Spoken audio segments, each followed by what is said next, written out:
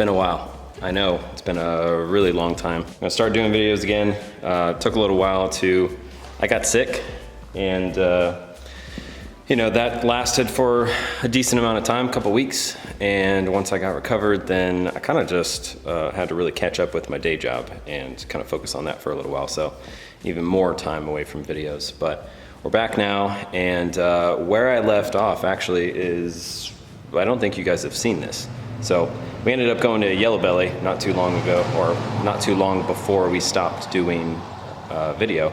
I didn't know what it was at the time, but obviously I've got it all taken apart now, and I know what ended up happening. I thought it was just the turbo locked up, and you know, that's why it was smoking and everything. But as we were loading it up, it started also missing really bad, which is kind of weird because what ended up happening was should have been noticeable like immediately, you know, being down a cylinder. But anyway, so it was a race with Cody Hoffman in the LSSS truck. We weren't actually taking video that night. That's why you guys didn't see any of it. But there's a clip here from a buddy of ours.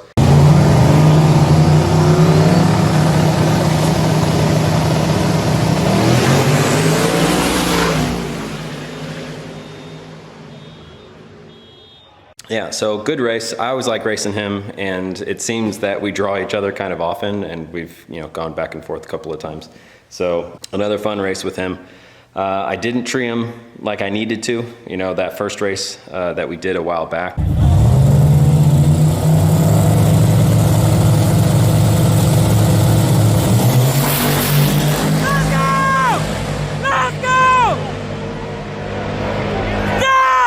I treat him really well, and that gave me enough cushion to stay ahead of him up top, because he definitely has way more top ends than Liam does.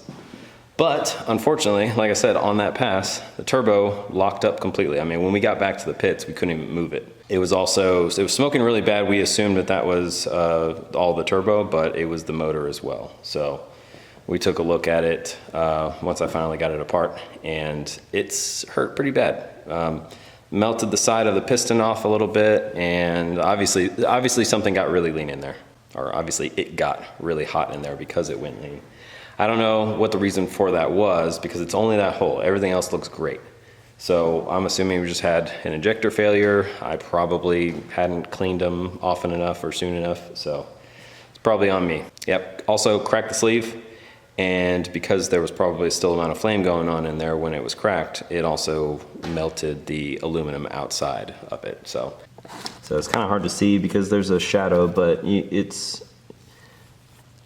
guess you can kind of see it. Like, so this piston's supposed to be completely round, but there's like a flat area basically right here, and that's where it's kind of like, you know, rounded out. It's melted. So like when we take this piston out, it's going to be just streaks of aluminum all the way down. But it's kind of hard to see the crack, but it's right there. Obviously you see this was heated like crazy. Same thing with the aluminum out here. So enough gases were able to squeak through there and warp, you know, distort this outer portion of the sleeve. So as far as I'm concerned, or as far as, you know, for my purposes go, this thing's a paperweight. So we had to get another one. Our buddy Tom is actually not too far from us, had a Gen 4 bottom end ready to go, or ready to be spruced up. So we had to go get a couple of parts from Summit, which we got. So we should have everything that we need to get this thing back up and running in a short period of time, which I would like to do because my brother is coming in town next weekend. So I've only got a couple of days to get this thing up and running. But for now, I need to go ahead and get this block out of here and start prepping the new one. So I got to do musical chairs with a couple of different motors. I don't know if you can see it back there, but we got 3 sitting back there. I was really tempted to use Tanya's motor. I mean, look at it. It's right there. It's ready to just pop in, but I've worn out my steal Tanya's stuff privileges. So that one's got to stay because we're actually going to be getting the El Camino up pretty soon. So yeah, we'll move things around and get that other one prepped. I'll probably do a separate video specific to prepping that motor, like what we normally go through on these stock motors to make it, you know, 1,000 horsepower or 1,200 horsepower capable. It's not that much, but yeah. If I've already made that, I'll link it at the top or the bottom. If you don't see a link right now, then I haven't made it yet, so that'll be coming up soon. All right, we'll get to it.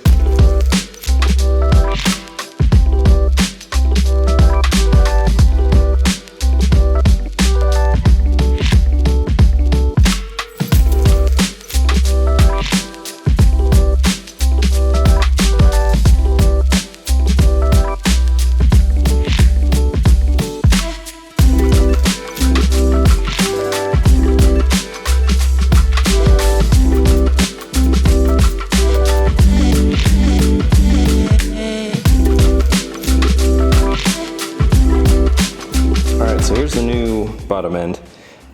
This thing was really dirty and kind of dusty and grimy on the inside, and so I had to clean it up a decent amount. That finish that you're seeing there, I mean, so you won't be able to see what I'm actually doing, but broke out the old machine shop block for this one, and you too can have your very own machine shop block for 26 easy payments of $19.99. kind of did a ghetto resurfacing of the heads. It's basically just a body block with sandpaper on it, so but it seems to do the trick every time we use these things.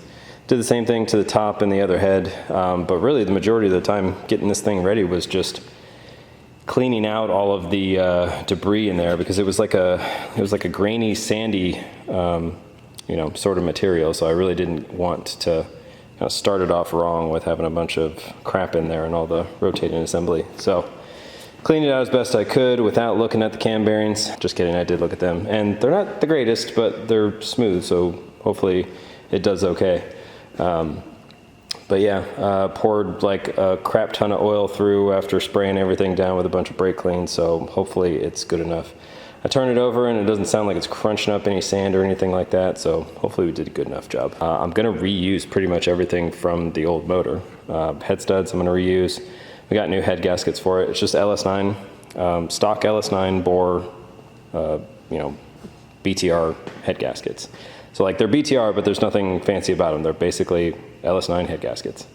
We're going to reuse the lifters from the other motor as well, because we didn't get any debris in the oil this time. The last motor that broke, we got a whole bunch of metal material all over the place because a couple of the pistons shattered. This time there wasn't really a whole lot of, or there wasn't any residue, or metal flowing through the system. So I'm going to go ahead and reuse everything. So lifters and the oil pump as well. So that one we had a Melling oil pump in there.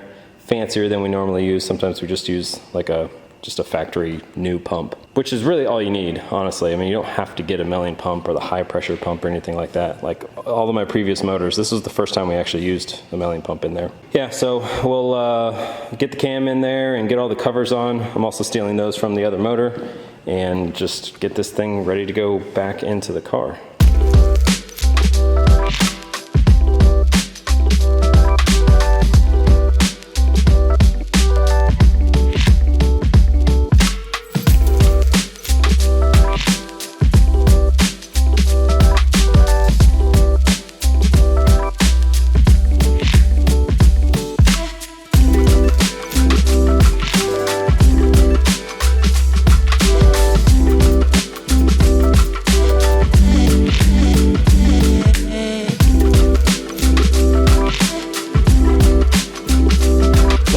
Skipped ahead on a couple of things because there's not a huge significance to them. Got the cam slid in there and the front cover. So since this is a Gen 4, we're having to do the whole conversion where we're putting the cam sensor in the front, and we're gonna have to use the extension harness to get to the front. And then do a little bit of repinning, I think on just one wire. I think these are 5 volt and the other ones are 12 volt. So the ECU that I'm using has to be switched over to 12 volt. But anyway, that's kind of besides the point. As far as 1,000 horsepower prep goes, this is, I guess, the point where I could make note of a couple of things. One, the lifters that we put in here. They're just regular old LS7 lifters. Nothing special about them at all. Same thing with these head gaskets. These are LS9 head gaskets. These are, I think, we got these from BTR. But it's like a LS9 copy basically. You can get them from GM, but I mean, I think they're like double the price or something. I don't know, they're relatively expensive.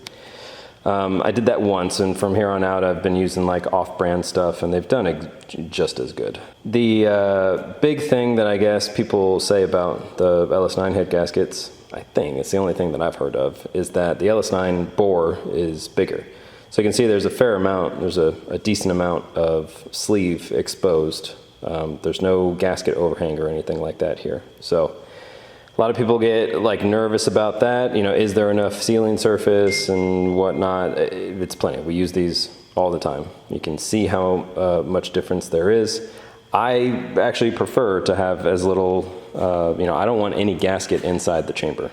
So even on other motors that we use, I always try to use an oversized gasket.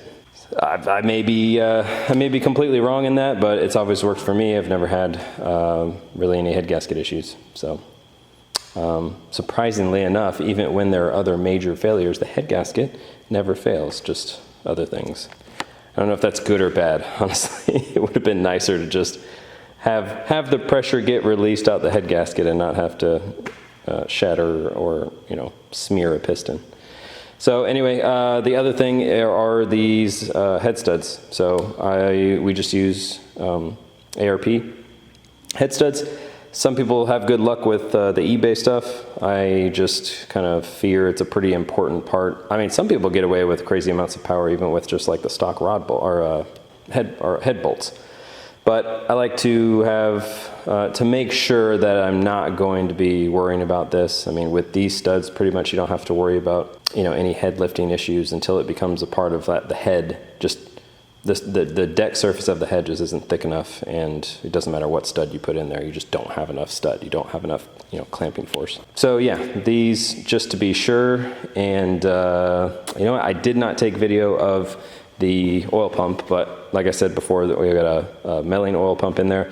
It can absolutely, for our purposes, assuming that you're not going to be spinning this thing to the moon, you can use just a new factory pump. That's what I did for the first two motors that we put together. That one that's going back into the El Camino, and the first one that we broke not too long ago that went into Liam.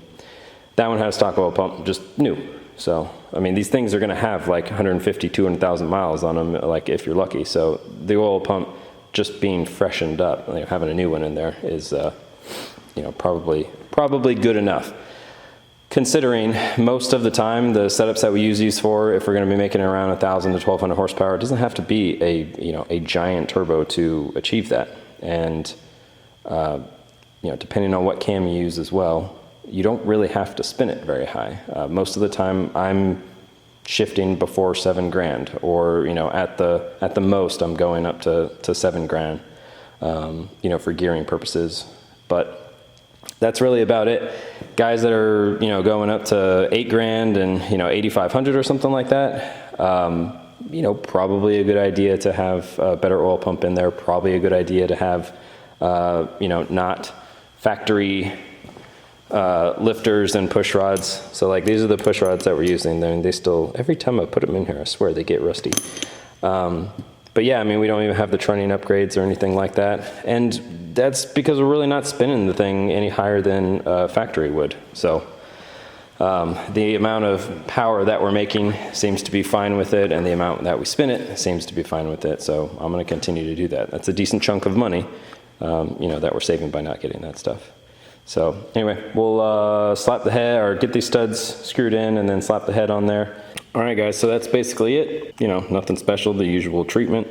Got the old poor thing, the old boat anchor, the old paperweight over there in the back. Old and busted. Replaced by new hotness. So probably tomorrow, go ahead and chain this thing up, stab it in there, and then start putting all the manifolds and water pump and all that stuff on. So we should be, I mean, we're definitely cutting it close to get this done by Friday when my brother gets here, but I mean, we're doing okay. Like, I'm definitely going to be working on it with him Friday.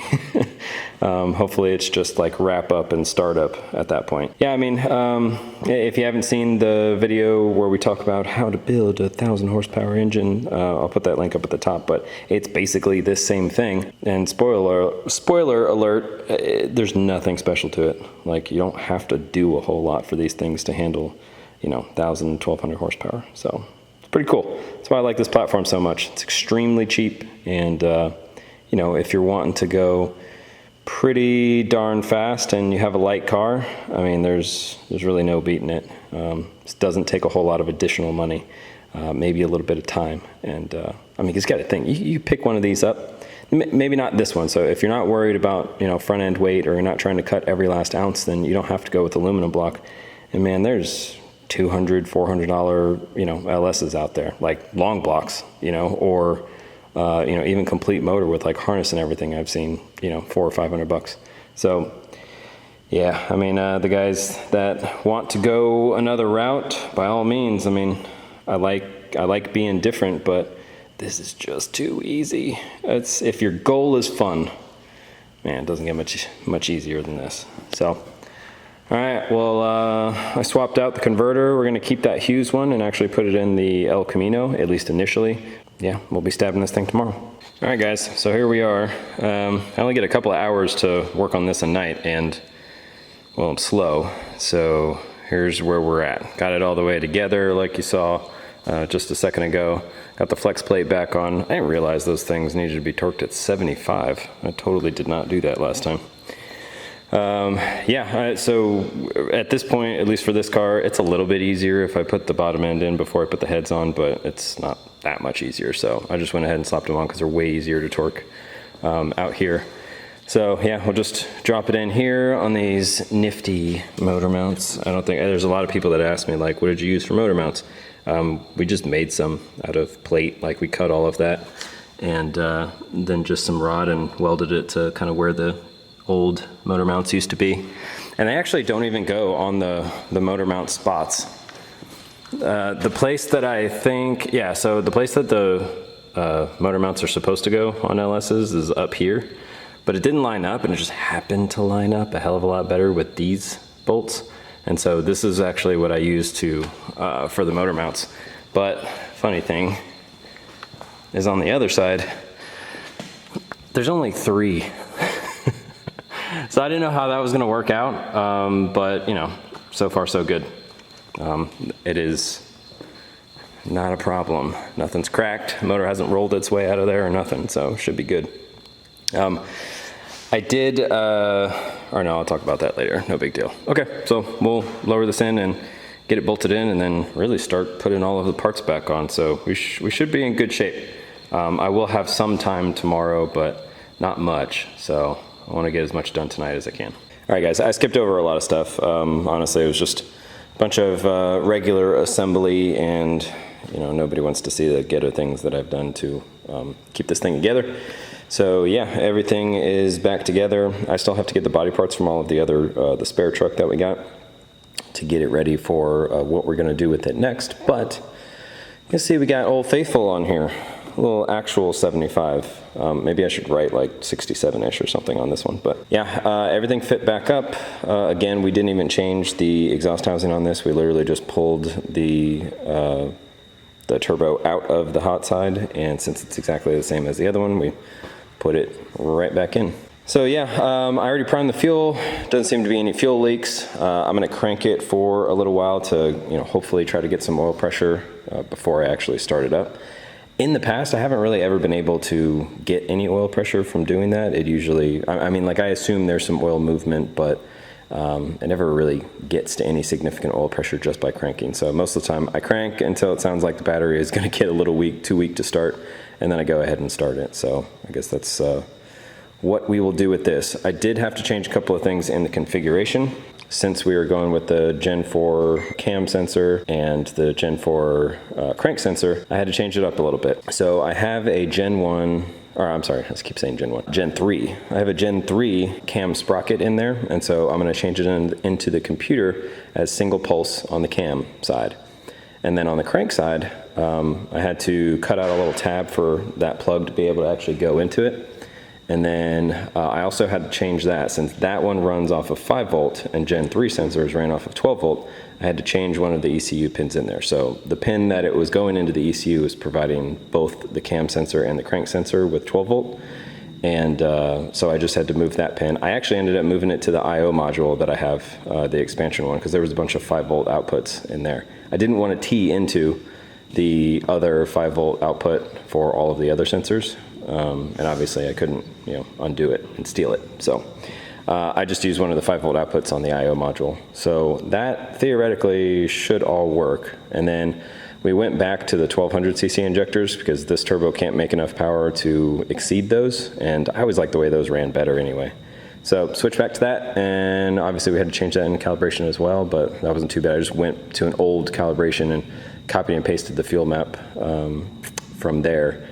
And yeah, hopefully it runs pretty decent, but obviously we'll have to do a little bit of cleanup. Yeah, and then we'll go from there, I guess. The spark plug wires on this side are looking pretty freaking tired. I'm kind of thinking about doing some custom wires so that I can go up and over the manifolds, and so that's like a permanent fix.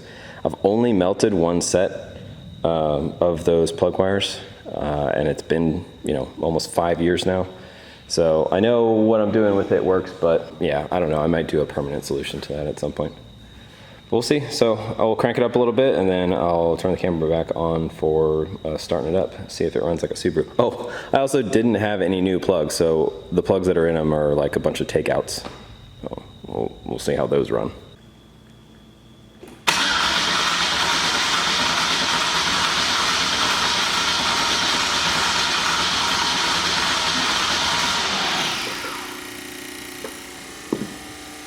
You no start.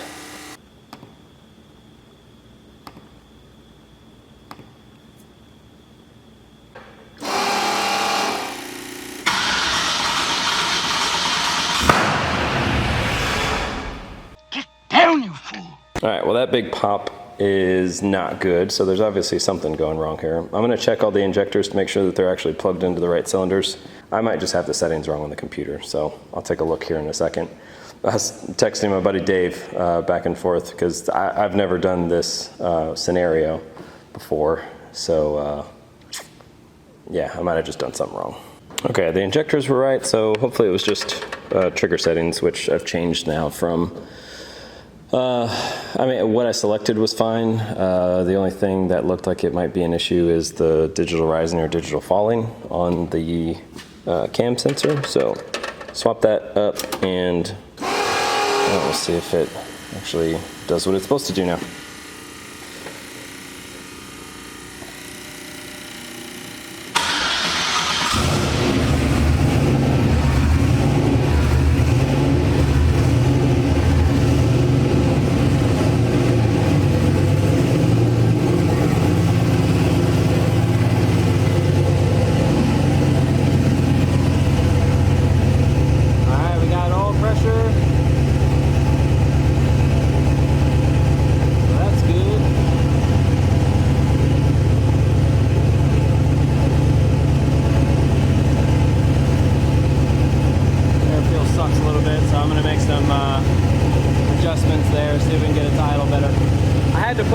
Crappy plugs because I didn't have any fresh new sets. So to be honest with you, it wouldn't really surprise me if it was running like crap because some of the plugs I remember were really nasty. Yeah, at least it's running. Turbo spinning. That's good. Oh, yeah, fuel leak, so I gotta turn it off. Alright guys, that's gonna do it for this one. Happy to have Liam running again, obviously on what should be a good motor. We're gonna go ahead and, you know, put it through its paces a little bit, but the reason why we're not gonna go and all out race it is because, and this is special for the people that actually made it to the end of this video, you guys get a preview, because we'll do more video about this later and I kind of explain how the whole setup's gonna go, but we're gonna raffle off Liam. So somebody that watches the channel is going to end up with Liam.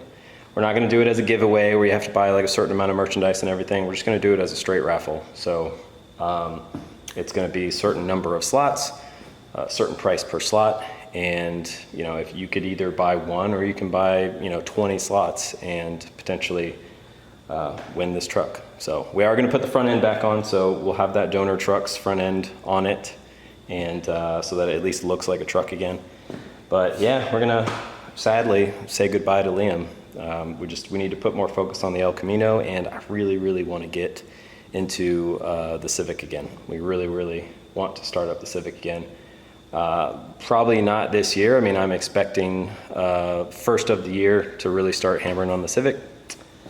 So yeah, we're gonna have to say goodbye to one of them. I just can't maintain that many cars, unfortunately. And this thing has kind of reached its end for what we want to do. We want to go a little bit faster, and in order for this thing to, you know, it's capable of going faster, but it's not capable of doing it safe. And you know, that's part of the reason why we put so much cage in the El Camino.